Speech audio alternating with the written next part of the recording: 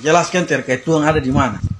Tuhan itu tidak bisa dijelaskan, tapi bisa diakui dan dikukuhkan pada diri masing-masing orang. Apakah dia sudah mengadakan perjumpaan dengan dia? Kalau belum, jangan cerita Tuhan. Memang. Nanti yang kalian sembah cuma angan-angan. Menyembah angan-angan itu sama saja dengan menyembah pohon. Nggak usah bercerita tentang Tuhan, tapi lihatlah karya Tuhan buat umat manusia dan makhluk-makhluknya yang ada di muka bumi. Itu saja.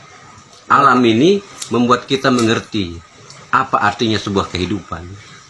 Kalau tidak bisa membaca alam, maka jangan tinggal di bumi. Karena bumi ini adalah tempat tamannya Nabi, tamannya Rasulullah. Hataman Nabi, hataman Nabi, ya Rasulullah. Baru kita bisa tinggal di Aradatul Jannah, surganya Tuhan. Aradatul Jannah itu ada di bumi. Jangan kalian cari-cari lagi. Berarti Kalau kalian mencari-cari tentang surga dan pahala, itu nonsen. Tapi nikmatilah hidup ini. Karena yang nikmat itu pasti mati dan memutuskan rasa. Setiap nikmat pasti, kata dasarnya mati, menikmati. Nah, itu. Yang enak-enak itu pasti mati. berarti akhiran kata dari menikmati itu mati. Mati. Kalau belum pernah merasakan mati, jangan cerita tentang hidup.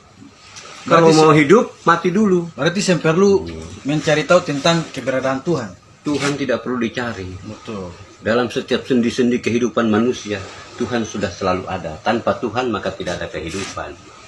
Karena Tuhan adalah sumber kehidupan dan Tuhan adalah sumber kebenaran, Tuhan adalah sumber kekuatan. Tanpa Tuhan tidak ada kekuatan. Seluruh nabi-nabi juga punya kekuatan dari Tuhan. Kalau hei Musa, belahkan tongkatmu ke laut itu, maka laut itu akan terbelah. Bukan tongkat Musanya, tapi kuasa Tuhannya. Sepakat. Karena pemilik kekuasaan. Sepakat. Pemilik kekuasaan cuma Allah yang punya kudrat dan iradat. Barang siapa makhluk yang sudah mempunyai kudrat dan iradat, maka dia bisa melakukan sesuatu sesuai kehendaknya. Dia punya kuasa dan dia punya kehendak. Apapun yang dia kehendaki terjadi, maka terjadilah. Kalau itu sudah dimiliki oleh insan-insan manusia yang suci, nah kalau di zaman sekarang sangat sulit. Walaupun kiai, ulama-ulama besar juga sulit mendapatkan itu karena mereka sudah terpengaruhi oleh berbagai macam teknologi, ya kan? Mereka sudah tidak bisa membaca lagi tentang keadaan alam ini. Kalau dulu tanpa teknologi, bintang sudah menjadi mata pelajaran buat mereka. Pasang surutnya air laut sudah bisa menentukan.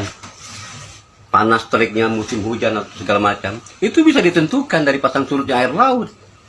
Tidak perlu lagi mereka membuka aritmatika atau fisika segala macam. Kepastian ada dalam dirinya dan Tuhan. Siapa yang mengenal Tuhan, maka dia akan memiliki kepastian hidupnya. Tanpa mengenal Tuhan, tidak akan pernah. Dan Tuhan itu siapa sebenarnya? Cari tahu itu Tuhan itu siapa. Kalau kamu bisa bertemu dengan Tuhan, maka selesailah riwayat. Tidak ada lagi kitab-kitab yang akan dimunculkan dalam dirimu. Karena kitab yang asli adalah dirimu sendiri. Itu adalah kitabmu. Nafsi-nafsi. Wahai hatiku sayang, dia